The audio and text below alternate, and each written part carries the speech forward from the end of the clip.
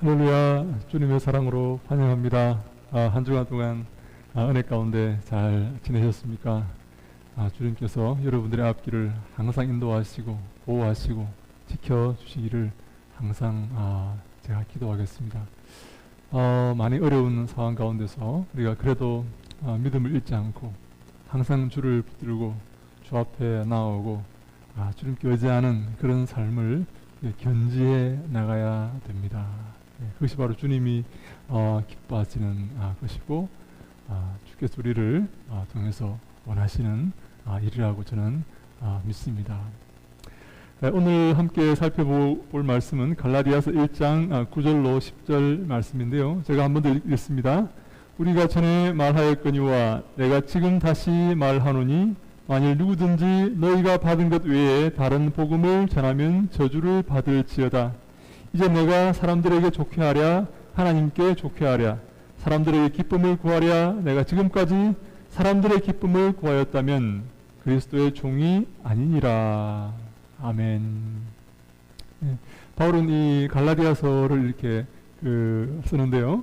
우리 신약성경에 보면 바울이 쓴 서신이 많이 있습니다. 편지가 많이 있죠. 13개 정도 되는데 근데 이 바울의 서신을 연대별로 이렇게 쭉 나열해 보면 바울의 그 생각과 사상과 신학이 어떻게 처음에 정립이 되었고 어떻게 발전되어 가는가 하는 것을 볼 수 있습니다. 바울의 이 편지들을 이 시간 순서대로 이렇게 연대별로 이렇게 차례차례 읽어보면 바울의 생각이 어떻게 발전해 나가고 바울의 관점이 어디에 있는가 하는 것을 우리가 뚜렷하게 볼 수가 있습니다. 근데요,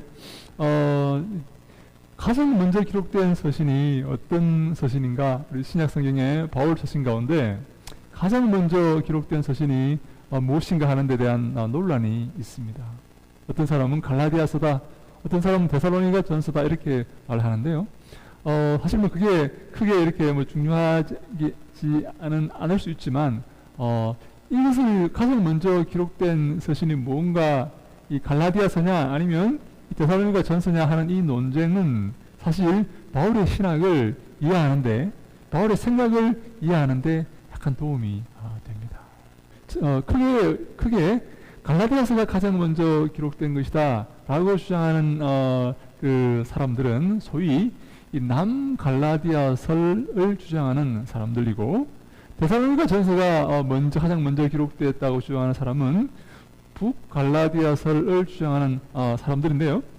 당시에 그 소아시아가 이렇게 그 갈라디아라고 이렇게 불리는 땅이 있었는데 그 땅이 남쪽을 의미하느냐 아니면 북쪽을 의미하느냐에 따라서 갈라디아서가 남쪽을 의미한다면 갈라디아서가 1차 전도 여행을 다닐 때에 바울이 쓴 서신이다 이렇게 볼 수 있고 북쪽을 의미한다면 갈라디아서는 3차 전도 여행 때 기록된 서신이기 때문에 후에 기록되었다. 로마서 언저리에 기록되었다. 로마서 같은 거의 비슷한 시기에 기록된 게 아니냐 이렇게 우리가 보게 되는 것입니다. 즉 오늘은 우리가 그 얘기를 하는 시간은 아니기 때문에 저는 첫 번째 주장 남갈라디아서에 의해서 그 소아시아가 그 갈라디아 지방이 소아시아에서 갈라디아 지방이 남쪽을 의미한다는 그런 주장에 따라서 남갈라디아서를 주장하고 그래서 갈라디아서가 가장 바울 서신 가운데 가장 먼저 기록된 서신이다 라고 인정하고 오늘 함께 본문을 읽어보기를 원합니다. 저는 그것이 옳다고 생각을 하기 때문입니다. 그래서 갈라디아서가 가장 먼저 기록된 서신인데요. 왜 갈라디아서가 가장 먼저 기록되었는가 하는 것을 우리가 생각을 하고 넘어가는 게 중요하냐면 갈라디아서가 아주 독특하게 시작을 합니다. 여러분 제가 성경의 그 세계로 여러분들을 안내하고자 합니다. 세상에 우리가 많은 생각 가운데 살았지만 이제 우리가 주의 말씀인 성경 속으로 들어올 필요가 있습니다. 주님께서 우리에게 무엇을 말씀하시고 우리의 삶에 무엇을 원하시고 주의 메시지와 주의 뜻이 어디 있는가를 살펴보고 그것을 우리가 확인하고 그 주의 뜻을 내 삶에 실천하는 것이 바로 신앙생활이기 때문입니다. 많은 사람들이 이렇게 그 세상의 어떤 나의 삶에 대한 어떤 확증과 보답과 위로를 얻고자 교회에 찾아오는 그런 분들이 계십니다. 네? 세상의 어떤 중심이, 내 삶의 중심이 세상인 거죠. 세상이 중요하기 때문에 그 세상을 위해서 내 신앙생활이 존재한다라고 생각을 하게 되는 것입니다. 그래서 이 신앙생활이 내 세상의 삶을 도와주고 내 세상의 삶을 위로해주고 내 세상의 삶을 잘 살아가도록 붙들어주는 어떤 그 하나의 보조적인 역할을 한다고 생각을 하시는 분이 계시는데요. 그는 믿음이 아직 어린 분들입니다. 사랑하는 여러분, 주님께서 원하시는 것은, 우리의 삶에 원하시는 것은 주의 말씀을 붙들고 주의 말씀대로 살아가며 만복의 근원이 주님께 있다는 사실을 기억하며 주의 명령을 준행하는 것입니다. 주의 명령을 준행하고 주님께서 우리에게 예비하시고 우리를 위해 준비하시고 우리에게 부탁하신 그 아름다운 사명을 감당하는 것이, 그것이 우선이고, 그것이 해결될 때 나머지 모든 것이 주님의 뜻 가운데 우리에게 복으로 주어진다라고 성경은 우리에게 말씀하고 있습니다. 세상이 먼저고 내가 거기서 내가 돈을 벌고 거기서 살아가기 위해서 신앙이 보조적으로 존재하는 게 아닙니다. 신앙을 위해서, 하나님을 위해서, 먼저 그의 나라와 하나님과의 바른 관계를 위해서 내 삶이 거기에 따라 주어야 한다는 것입니다. 그래서 우리가 이 시간 세상의 생각을 내려놓고 신앙 속으로, 성경 속으로 들어와야 됩니다. 성경이 우리에게 무엇을 말하는지, 우리에게 부탁하신 그 말씀이 무엇이고, 우리에게 명령하신 그 주의 그 아름다운 그 계명이 무엇인지를 우리가 먼저 이해하고 그것을 나의 것으로 만들고 내 삶의 활력소로 그것을 만들고 그것을 붙들고 나아갈 때 내 삶이 영적인 내 삶에 영적인 힘이 생기고 활력이 생기게 되는 것입니다. 사랑하는 여러분, 우리의 삶의 우선순위가 뭔지를 우리가 먼저 생각해보고 그것을 확실히 붙들고 나아가야 됩니다. 내 삶의 우선순위가 주님께 있다면, 내가 주를 붙들고 나아간다면 세상의 밧줄이 아니라, 세상의 어떤 안전장치가 아니라 주님 붙들고 나아갈 때에 우리는 결국 안전할 수가 있고 승리할 수가 있게 되는 것입니다. 세상을 붙들고 세상의 중심이 되어서 우리가 나아갈 때에 우리의 삶은 흔들리게 되고 세상과 함께 멸망하게 된다라고 우리가 볼 수가 있습니다. 사랑하는 여러분, 주의 말씀을 붙드시기 바랍니다. 말씀 속으로 들어오시기 바랍니다. 두렵습니까? 이 땅에서 굶어 죽을까봐 여러분 염려가 됩니까? 자녀와 내 사업체와 내 가정과 내 앞길이 흔들리게 될까요? 여러분 염려가 됩니까? 그것을 불신앙이라고 합니다. 그런 사람을 바로 믿음이 없는 사람이다, 그렇게 성경이 말합니다. 양다리 걸친 사람이다 라고 말하고 우상 숭배하는 사람이다 라고 말합니다. 무엇을 먹을까? 무엇을 입을까? 어떻게 살아갈까? 어떻게 풍요롭게 걱정 없이 살아갈까를 걱정하는 바로 그 사람이 우상을 숭배하는 사람과 다를 바가 뭐가 있습니까? 주를 붙들고 주를 사모하고 주의 편에 설 때에 주님은 이 모든 것을 우리에게 다 공급해 주실 것입니다.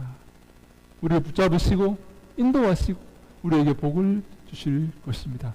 주를 의지하고 나아가는 바로 그분이 신앙인입니다. 주를 믿고 주를 의지하고 믿음으로 나아갈 때에 주님은 기뻐하십니다. 우리의 삶을 기뻐하십니다. 믿음이 없이는, 그런 하나님을 의지하는, 주를 의지하는 믿음이 없이는 아무도 하나님을 기쁘시게 할 수가 없습니다. 그래서 우리가 이 시간 함께 주의 말씀 속으로 들어가려고 합니다. 바울은 갈라디아서를 이렇게 기록하면서 좀 특징적인 어떤 그런 모습을 보이고 있습니다. 갈라디아서 초반에는 여러 서신에 드러나는 어떤 수신자들에 대한 이 칭찬이 여러분 없습니다. 생략되어 있습니다. 다른 서신들을 쭉 훑어보면 처음에 의례적 인사를 하고 그들을 칭찬합니다. 너희의 은혜가, 너희의 믿음이 온 땅에 퍼졌다. 너희의 모습을 생각하면 너희가 너무너무 내가 보고 싶어서 너희에게로 내가 너무나 가고 싶어 했다. 너무나 너희들의 어떤 그 아름다운 모습들이 이 땅에 퍼져서 내가 너무나 주 앞에 감사하였다 하는 그런 칭찬이 있는데, 갈라디아서 초반에는 여러분 칭찬이 없이 바로 갈라디아 교인들에 대해서 질책과 어떤 이 저주와 잘못된 것을 나무라는 그런 모습들이 보입니다. 특별히 오늘 우리 갈라디아 1장 9절에 이렇게 보니까 우리가 전에 말하였거니와 내가 지금 다시 말하노니 만일 누구든지 너희가 받은 것 외에 다른 복음을 전하면 저주를 받을지어다 라고 말합니다. 저주가 등장합니다. 누가 저주를 받는다고요? 어떤 사람에게 저주가 임한다고요? 네, 너희가 받은 것 외에 다른 복음을 전한다면 다른 복음이 있다는 거예요. 원래 받은 복음이 있고 원래 바울이 전해준 그 복음이 있고 그들에게 전도 여행을 하면서 그들에게 전했던 그 복음이 있습니다. 그런데 다른 복음을 전하는 사람이 있다는 것이죠. 원래 했던 바울이 전했던 그 복음은 어떤 복음입니까? 바로 믿음으로 구원받는다는 그 복음입니다. 여러분, 이 믿음으로 구원받는다는 이 신칭이죠. Justification by faith. 이 신칭이란 이 내용은 우리의 구원이 어렵다함이 믿음으로 된다는 그런 말인데요. 믿음으로써 어렵다 하고 칭함을 받는다는 그런 의미인데요. 이 말을 좀 더 풀어 설명하면 나의 이 어려움과 나아가 나의 구원과 영원한 생명은 하나님의 은혜로 주어지는 것이다 라고 이렇게 표현할 수가 있습니다. 믿음이라는 말을 바울이 사용할 때에 행함과 반대말로 사용하고 있습니다. 내가 노력해서 내가 수고해서 열심히 내가 일구어서 내가 잘 관리해서 얻은 것이 아니라 하나님께서 공짜로 주신 것, 은혜로 주신 것, 그냥 주신 것, 하나님의 선물, 이렇게 표현할 때 이것을 바울은 믿음이라는 단어로 이렇게 표현한다라고 이렇게 보시면 됩니다. 여러분, 이 두 가지 가치관이 지금 현재 갈라디아 교회 안에 들어와 있습니다. 바울이 처음 복음을 전했던 신학, 그 가치관, 오직 믿음으로만 의롭다함을 입는다. 오직 하나님의 선물로, 은혜로 우리가 구원받고 영원한 생명을 얻고 하나님의 자녀가 된다. 우리가 천국의 백성이 된 것은 오직 하나님의 은혜이다. 나의 노력과 나의 정성과 나의 어떤 수고가 전혀 개입되지 않은 오직 100% 순전한 하나님의 은혜로 되어진 것이다 라고 주장하는 것이 바로 이 바울이 처음에 갈라디아 교회 교인들에게 전했던 바른 복음입니다. 근데요, 다른 복음이 있어요. 들어왔습니다. 다른 복음은 바로 내가 노력해야 된다. 구원을 얻기 위해서 내가 어떤 수고를 해야 된다 하는 그런 의미의 복음입니다. 여러분, 특별히 이 갈라디아 교회에 들어온 이 유대인들, 잘못된 거짓 교사들을 그 사람들이 할례를 받아야 된다. 유대교 안으로 들어와야 된다. 예수 믿는 것은 좋은데 율법을 지켜야 된다. 율법을 지키지 않으면 구원받지 못한다 라고 주장을 했던 것 같습니다. 여러분, 이해가 되십니까? 갈라디아 교회 안에 이 두 가지 주장이 이렇게 맞서고 있었던 것입니다. 그래서 바울이 갈라디아에 전도를 해서 그 교회를 세우고 전도 여행을 다시 이렇게 떠나지 않습니까? 전도 여행을 다니고 있을 때에 있는데 갈라디아 교회에서 소식이 들리는 것입니다. 갈라디아 교회 안에 이 두 가지 주장이 지금 대입하고 있다는 것이죠. 원래 바울이 가르쳤던 바른 복음, 오직 믿음으로, 오직 은혜로, 하나님의 선물로, 공짜로 구원이 주어진다. 그래서 우리는 감사하고, 우리 서로 그 구원을 받은 자들이 기뻐서 감사하며 감격하며 서로 사랑하며, 우리가 은혜로 구원을 받았듯이 그 놀라운 사랑을 은혜로 나누어 주어야 한다 하는 이 바른 복음, 바른 신학이 있는 반면에, 또 그 갈라디아 교회에 가만히 들어온 잘못된 거짓 교사들이 주장하는, 우리가 할례를 받고, 우리가 구원 받았지만 할례를 받고 율법을 지켜야 된다, 그렇게 이방인처럼 그렇게 제멋대로 마음대로 살아서는 안 된다 라고 하는 그런 하나님이 율법을 지키는 것을 기뻐하신다. 그래서 이것은 먹고 이것은 먹지 말고, 그리고 이런 것은 하고 이런 건 하지 말고, 엄격한 어떤 이 율법을 지키는 그런 신앙생활이 우리에게 필요하다라는 이런 복음이 또 들어온 것이죠. 그래서 바울은 이 복음을 뭐라고 부르는가 하면 다른 복음이다 라고 이렇게 부릅니다. 여러분, 무엇이 옳습니까? 당연히 바른 복음, 바울이 처음에 교회를 설립할 때 가르쳤던 그 바울의 그 복음이 옳습니다. 다른 복음, 율법을 지켜야 된다는 이 복음이 틀린 것입니다. 근데요, 교회에서 하나님 은혜로 구원받았다고 해서 제 마음대로 방종하고, 공짜로 구원받았다고 해서, 믿음으로 구원받았다고 해서 내 삶이 완전히 엉망인 그런 상태로 이렇게 방치한다면 그것 또한 안 됩니다. 바울은 말합니다. 우리가 은혜를 받았다고 해서 죄를 짓겠느냐, 그렇게 말합니다. 기억할 일은, 은혜를 받았다면 그 은혜가 내 마음속에 작동한다면 내 삶이 주님을 향한 삶으로 점점 이렇게 바뀌어 간다는 사실입니다. 이 다른 복음을 이렇게 주장하는 그 사람들이 주장하는 바가 그런 것입니다. 여러분, 은혜를 받았다고 해서 마음대로 살면 되느냐? 은혜를 받은 사람이 더 바르게 살아야 되지 않겠느냐? 은혜를 받았다고 해서 또 죄를 짓고 반복하고 또 죄를 짓고 그게 옳은 것이냐? 라고 이렇게 주장하는 그런 경우가 있습니다. 네, 일정 부분 그것은 사실입니다. 극악무도한 그런 우리가 행위를 해서는 안 되고, 정말 혐오감이 드는 그런 행동을 아무리 은혜를 받았다고 해서 해서도 안 됩니다. 그러나 우리의 믿음은 오직 하나님 은혜로 주어진 것입니다.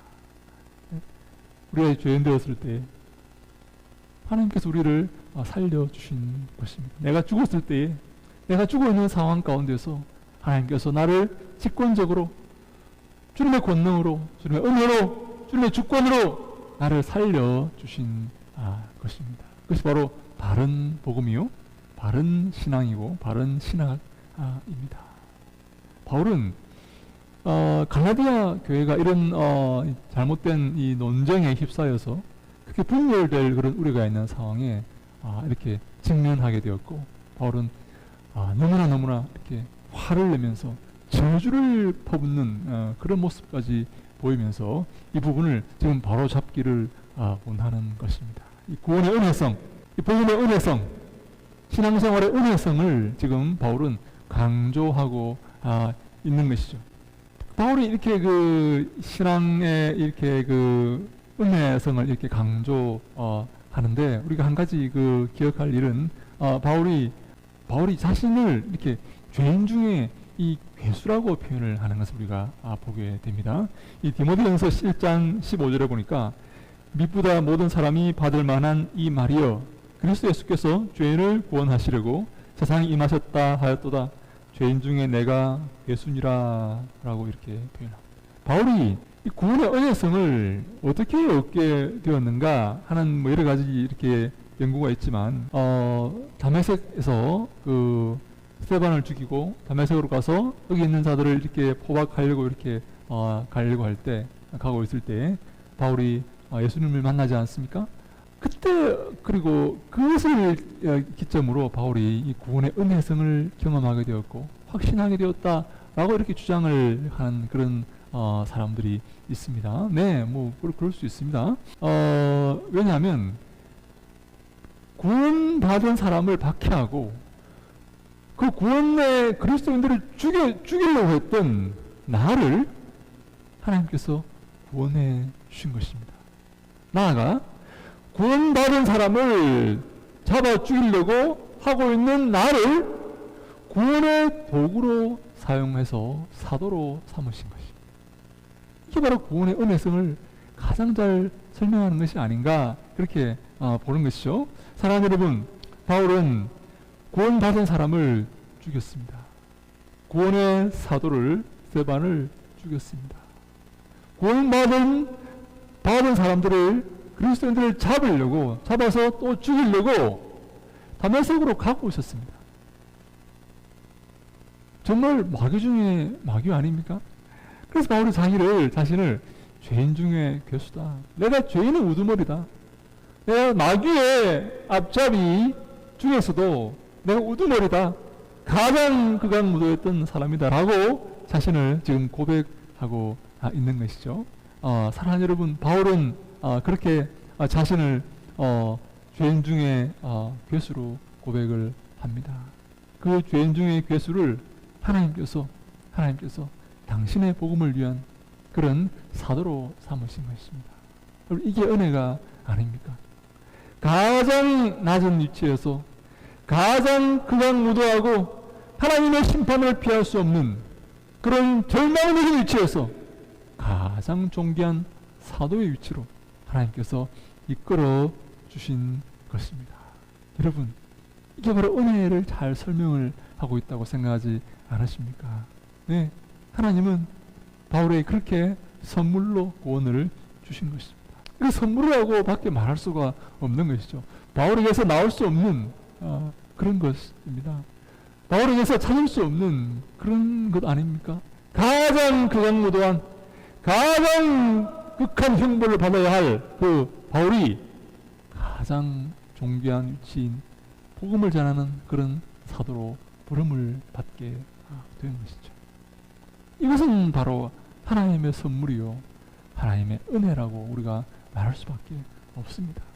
그래서 바울이 아주 샤프한, 아주 이렇게 그 타협이 없는 그런 복음의 은혜성을 바울이 갖게 되었다라고 우리가 이렇게 그 사건을, 다메섹 사건을 통해서 갖게 되었다, 이렇게 볼 수가 있는 것입니다. 사랑하는 여러분, 구원은 하나님의 은혜입니다. 우리도 마찬가지예요. 우리도 하나님께서 그렇게 구원을 하신 것입니다. 내가 구원을 받을 만한 자격이 없습니다. 누구도 마찬가지입니다. 누구는 조금 자격이 있고 누구는 아예 없고 그런 게 아닙니다. 그런 게 없어요. 주님이 보실 때 모든 사람이 죄인입니다. 모든 사람이 죄를 범하였음에 하나님의 영광 이루지 못했지 않습니까? 못하지 않습니까? 지금도 마찬가지입니다. 어렵다 하는 사람이 누가 있습니까? 의인이 누가 있습니까? 하나님이 기뻐하시는 사람이 누가 있습니까? 하나님과 바른 관계에 있던 사람이 누가 있습니까? 예수 그리스도를 통하지 않고는 아무도 하나님께 나아갈 수가 없습니다. 모든 사람이 죄를 범했지 않습니까? 모든 사람은 어린 아이나 노인이나 상관없이 하나님의 그 기준에 도달하지 못하고 있는 것입니다. 오직 예수 그리스도를 통해서 우리는 하나님께 나아갈 수 있고 하나님께 기쁨을 드릴 수 있고 하나님의 자녀가 될 수가 있는 것입니다. 그래서 이 구원은 하나님의 은혜가 맞습니다. 하나님께서 우리에게 값없이 주신, 공짜로 주신 하나님의 선물입니다. 너희는 그 은혜에 의하여 믿음으로 말미암아 구원을 받았으니 이것은 너희에게서 난 것이 아니요 하나님의 선물이라. 행위에서 난 것이 아니니 이는 누구든지 자랑하지 못하게 함이라. 하나님께서 우리에게 선물로 주셨다라고 말씀을 하십니다. 무엇을요? 구원을 우리에게 선물로 주신 것입니다. 왜 이렇게 선물로 주셨다고요? 내가 구원을 받을 만한 자격이 없는데 선물로 주셨다고요? 왜 그러셨다고요? 아무도 자랑하지 못하게 하기 위함입니다. 내가 잘났다고, 내가 훌륭하다고 자랑하지 말라고 선물로 구원을 주신 것입니다. 그래서 우리는 교회에서 미안하지만 자랑해서는 안 됩니다. 네? 내가 잘났다고, 나는 구원받을 만하다고, 너는 멸망당할 죄인이지만 나는 구원받기 합당한 자라고 자랑할 수가 없습니다. 나는 좀 괜찮은 사람이라고 자랑해서 또 안 됩니다. 구원은 오직 하나님의 은혜이기 때문입니다. 구원만이 아닙니다. 우리의 삶도 하나님의 은혜입니다. 사랑하는 여러분, 우리의 삶을 돌아보시기 바랍니다.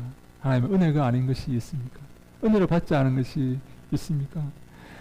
바울은 고린도전서 15장 10절에서 이렇게 말합니다. 그러나 내가 나된 것은 하나님의 은혜로 된 것이니 내게 주신 그의 은혜가 헛되지 아니하여 내가 모든 사도보다 더 많이 수고하였으나 내가 한 것이 아니요 오직 나와 함께 하신 하나님의 은혜로라. 내가 사도가 된 것, 하나님의 은혜라는 것입니다. 내가 모든 사람보다 더 많이 수고하였던 것, 이것이 하나님의 은혜라는 것입니다. 내가 잘나서 내가 능력이 있어서 그렇게 한 것이 아니라 오직 하나님께서 내게 힘을 주시고 은혜를 주셔서 내가 수고를 그렇게 하였다라고 이렇게 바울은 고백을 하고 있습니다.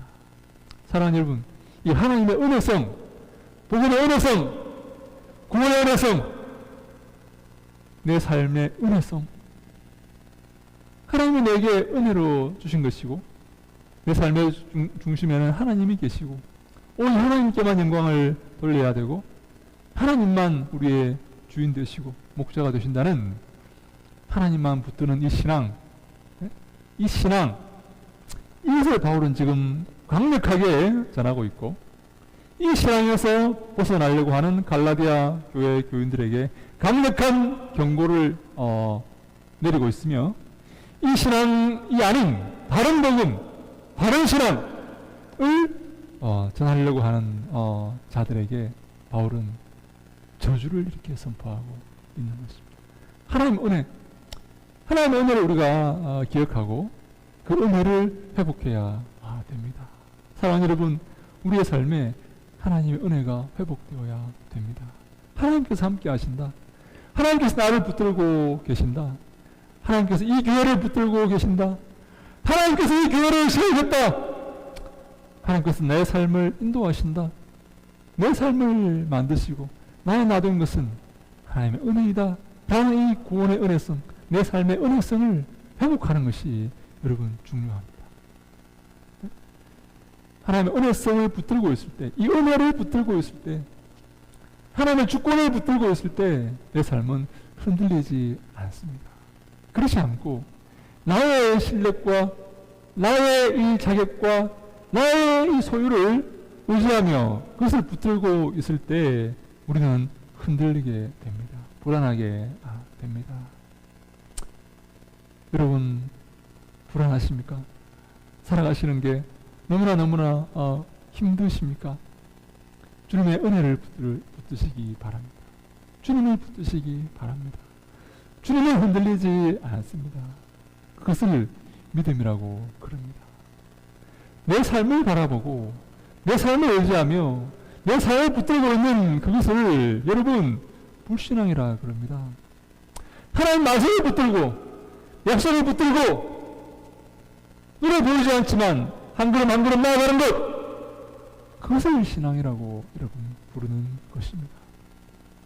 여러분 신앙 가운데 거하십니까? 여러분의 삶 속에 신앙이 있습니까? 여러분의 삶 속에 믿음이 있고 은혜가 있습니까? 여러분의 삶 속에 하나님이 함께 하십니까? 하나님이 여러분들의 삶의 주인 되십니까?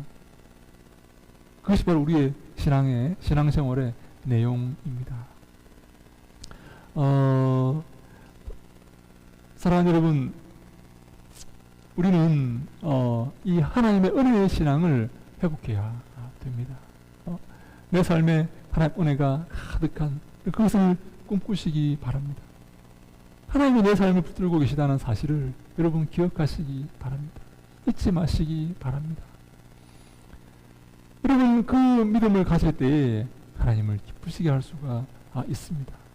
눈에 보이는 내 삶의 어떠한 것을 의지하며 그것을 믿으며 그것을 사모하며 나아갈 때 하나님은 기뻐하시지 않습니다. 그것이 무엇이 되었건 내 아내가 되었건 남편이 되었건 자식이 되었건 재물이 되었건 부모가 되었건 무엇이 되었건 하나님보다 그것들을 더 의지하며 사랑하며 그것들과 좋은 관계를 맺으려고 하는 그런 태도, 그런 자세, 그것이 바로 불신앙입니다.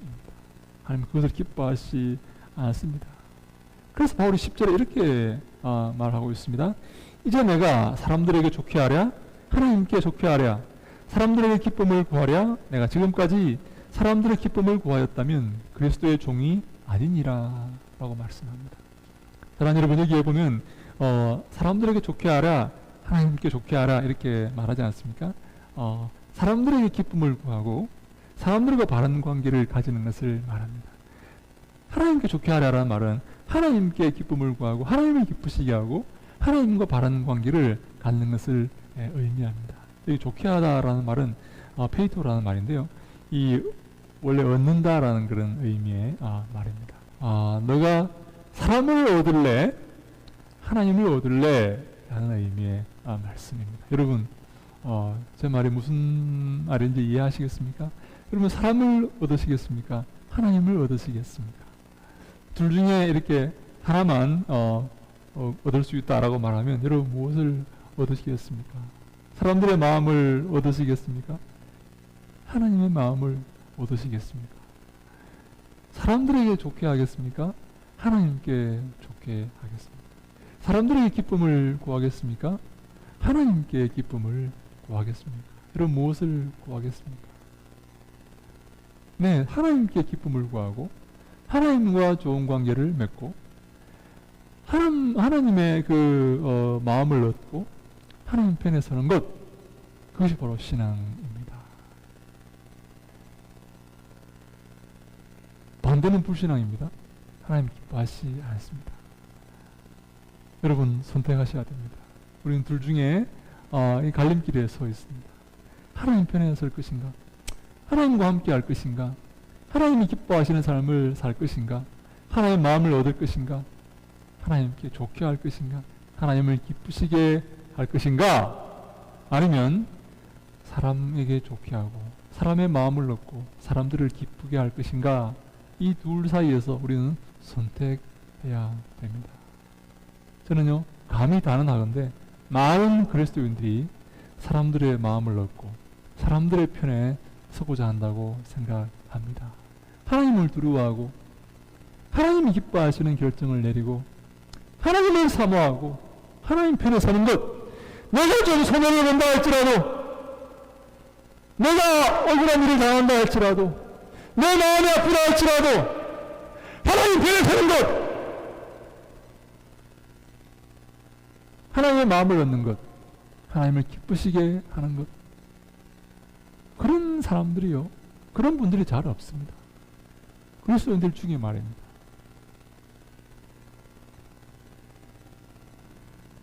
하나님의 이익보다는 내 이익이 우선이고 하나님의 기쁨보다는 나의 기쁨이 우선이며 내 만족과 욕망이 더 우선인 그런 그리스도인들이 저는 더 많다고 생각합니다. 아니요, 여러분.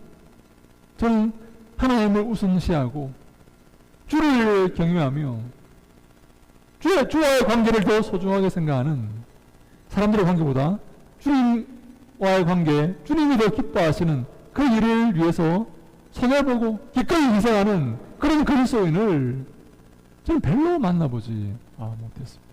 별로 만나보지 못했어요. 물론 많이 있겠죠. 많이 있겠지만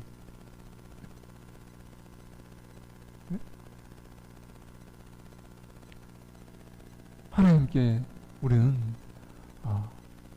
기쁨을 드려야 되고 하나님이 기뻐하시는 삶을 살아야 됩니다. 하나님 우리를 심판하실 것입니다. 평가하실 것입니다. 사람들이 우리를 평가하는 것이 아닙니다. 사람들의 손을 우리가 붙들고 살아가는 게 아닙니다. 하나님 마음을 이해하고 주님과 함께하고 주와 동행하는 삶을 살아야 됩니다. 누가복음 16장에 보니까 이런 말씀이 있습니다. 집 하인이 두 주인을 섬길 수 없나니 혹 이를 미워하고 저를 사랑하거나 혹 이를 중히 여기고 저를 경히 여길 것임이니라. 너는 하나님과 재물을 겸하여 섬길 수 없느니라. 네, 우리가 종이라는 것입니다. 우리가 이제 섬기는 어떤 대상을 섬기는 자이라는 것이죠. 여기서 중요한 게 우리가 내 삶의 주인이 아니라는 것입니다. 네? 내가 내 삶의 주인이라고 생각하는 사람은 크게 착각하고 있다는 것이죠. 우리는 하나님을 섬기든지 세상을 섬기든지 둘 중 하나를 섬겨야 된다는 것입니다. 대부분 세상을 섬기는 사람들, 세상을 사모하는 사람들, 세상 속에서 그 넓은 길로 가고 세상의 쾌락과 즐거움을 추구하는 사람들은 자신이 그 삶의 주인이라고 생각을 합니다. 네, 세상의 종입니다. 마귀의 종입니다. 내가 내 삶의 주인이라고 생각하는 그 순간 나는 이미 마귀의 종이 된 것입니다. 한 그 종이 두 주인을 섬길 수 없다라고 성경이 말씀하십니다. 하나님을 섬기든지 세상을 섬기든지 둘 중에 선택을 해야 됩니다. 하나님께 복종하든지 마귀에게 복종하든지 둘 중에 선택해야 됩니다. 혹시 여러분 가운데 하나님도 섬기고 세상도 좋아하고 그렇게 될 수는 없습니까? 혹시 그런 생각을 하지 않습니까?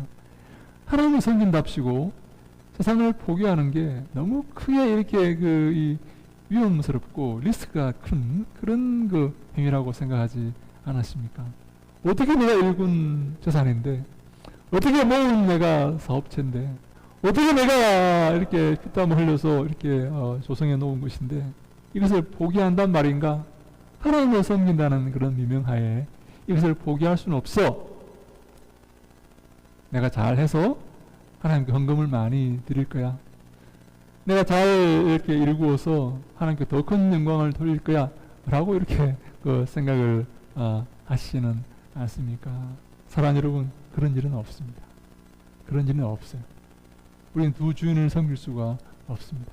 하나님을 섬기든지 아니면 세상을 섬기든지, 하나님을 사랑하든지 아니면 세상을 사랑하든지 둘 중에 하나입니다.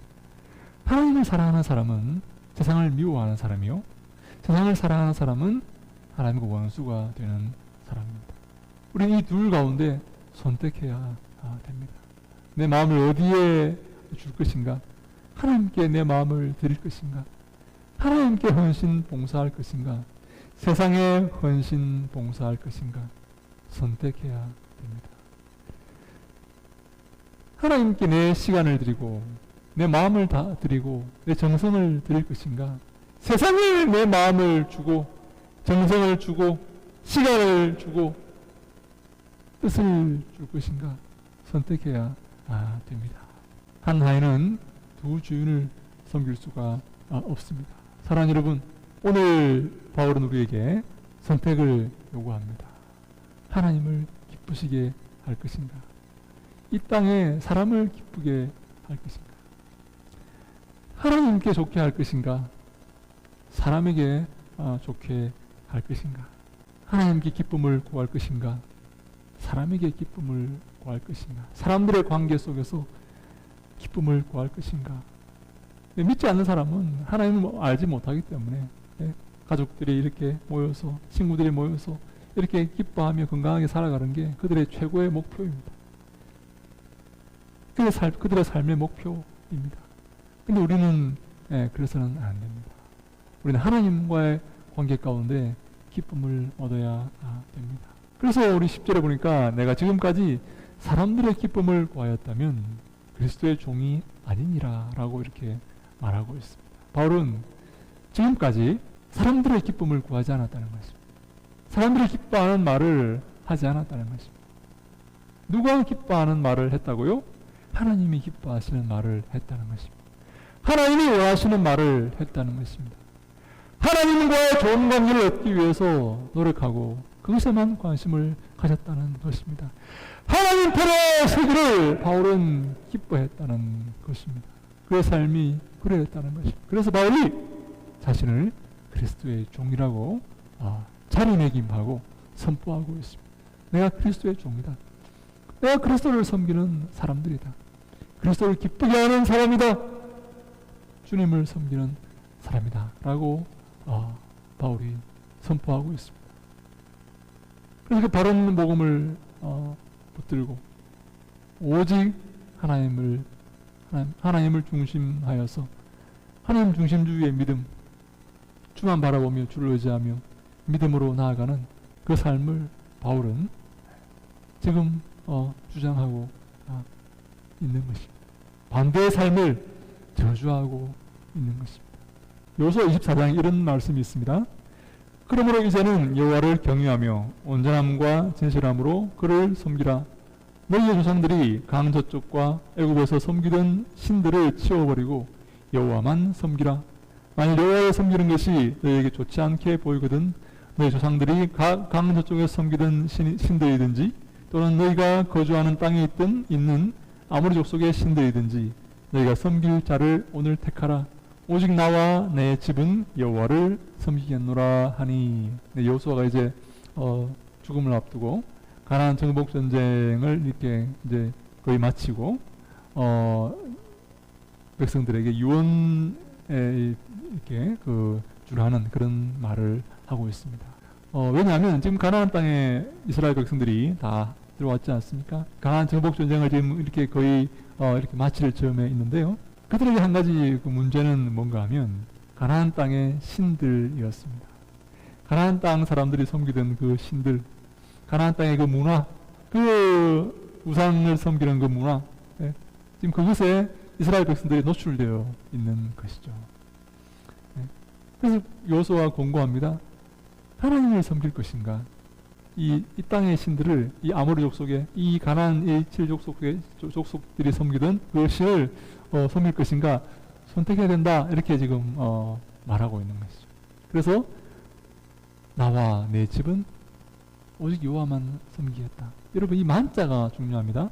24장 14절 끝에 보니까 강 저쪽에서 애굽에서 섬기던 신들을 치워버리고 여호와만 섬기라 라고 이렇게 권면합니다. 여호와만이라는 이게 여러분 저는 참 번역을 잘 하는 것이라고 생각을 하는데요. 하나님만 섬기는 것입니다. 하나님도 섬기고 저 아모리 족속의 저 바알도 그 수많은 이방 잡족들이 섬기던 그 신들도 함께 섬기고 그 풍요와 쾌락과 그 여러분 방탕의 그 신들 함께 섬기는 그게 아니라 오직 하나님만 섬기는 것입니다. 함께 섬기는 건 없습니다. 함께 섬기는 것은 우상 숭배입니다. 잘못된 것입니다. 함께 섬기는 것을 여러분 우상 숭배라고 표현을 하는 것입니다. 하나님을 버리고 우상에 가는 게 아니에요. 하나님과 우상을 함께 섬기는 것입니다. 여러분 하나님을 버리고 우상에 가는 이 영혼이 없는 멸망의 자식들은 하나님의 관심의 대상이 여러분 아닐 수도 있습니다. 하나님이 지금 우리에게 원하시는 것은 하나님만 섬기는 믿음의 자녀들의 거룩함 아닙니까? 하나님 우리에게 주님만 섬기라고 권고하십니다. 하나님만 바라보라고 권면하십니다. 거룩함을 회복하라고 권면하십니다. 믿음을 회복하라고 우리에게 주님께서 명령하십니다. 그것이 주를 기쁘시게 하는 것이고 그것이 주님께 영광 돌리는 것이기 때문입니다. 그래서 이 둘 사이에서 우리가 선택해야 되는 것입니다. 나와 내 집은 오직 여호와만 섬기겠다라고 이렇게 여호수아가 그래서 유언의 그런 유언과 같은 그런 말을 남기고 있는 것입니다. 사랑하는 여러분, 오늘 성경 우리에게 선포합니다. 선언합니다. 하나님을 섬길 것인가? 세상을 섬길 것인가? 하나님의 마음을 얻을 것인가? 세상의 마음을 얻을 것인가? 하나님과 좋은 관계를 가질 것인가? 사람들과 좋은 관계를 가질 것인가? 하나님과의 관계에 집중하고 하나님과의 관계를, 아름다운 관계를 얻기 위해 노력할 것인가? 사람을 의지하며 사람들과 좋은 관계를 얻기 위해서 애쓰고 노력할 것인가? 이 둘 사이에서 선택할 것을 우리에게 요구하고 있습니다. 사랑하는 여러분, 주님의 편에 서시기 바랍니다. 주님이 기뻐하는 것이 무엇인지 여러분 고민하시고 연구하시고 그것을 찾아내어서 실천하시기 바랍니다. 그것이 바로 주님께 영광 돌리는 삶입니다. 주님께서 그렇게 살아가는 자신을 포기하고 자신의 쾌락과 즐거움과 기쁨을 내려놓고 십자가를 지고 자기를 부인하고 그리스도의 뒤를 따르는 그 사람을 주님께서 기뻐하시고 크게 칭찬하시며 큰 상급으로 갚아 주실 것입니다. 그와 함께 해 주실 것입니다. 그의 삶이 바로 신앙의 삶이요. 그의 삶의 내용이 바로 신앙의 삶의 내용이며 하나님께서 그에게 큰 은혜로 일평생 지켜주시고 함께해 주실 것입니다. 그가 바로 믿음의 승리자입니다. 이긴 자입니다. 우리 모두가 이런 이긴 자가 되기를 바랍니다. 하나님 편에 서시기 바랍니다. 하나님과 함께 하시기 바랍니다. 사람들의 기분 맞추기 위해서 그들과 좋은 관계를 맺기 위해서 여러분 애쓰지 마십시오. 하나님만 바라보고 주님만 의지하시기 바랍니다. 거기에 초점을 두시고 그것으로 믿음으로 전진하시기 바랍니다. 주님께서 여러분들의 삶을 인도하시고 앞길을 열어주실 것입니다.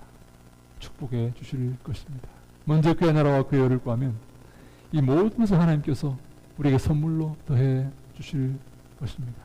그런 은혜가 저와 여러분에게 우리 교회의 모든 예수 그리스도의 그 이름을 붙들고 믿음으로 나아가기를 소망하는 믿음으로 설립된 모든 교회 위에 주님이 기뻐하시는 주님의 자녀들 위에 함께 하시길 간절히 바랍니다.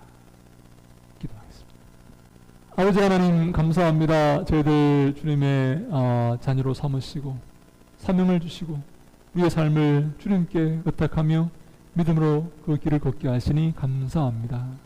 더욱더 주님을 기쁘시게 하며 주님의 편에 서며 주님과의 아름다운 관계를 갖기 위해서 최선의 노력을 다하는 저희들 아버지여 다 되게 하여 주시옵소서. 저희들은 주님 어리석고 무지합니다. 주님 붙잡아 주시고 십자가를 지고 자기를 부인하며 그리스도의 뒤를 따를 수 있도록 하나님 도우시고 인도하여 주시옵소서. 그리하여서 우리의 삶을 통해 영광 받아 주시옵소서. 함께 하시고 축복하실 것을 믿사옵고 예수님 이름으로 기도하옵나이다. 아멘.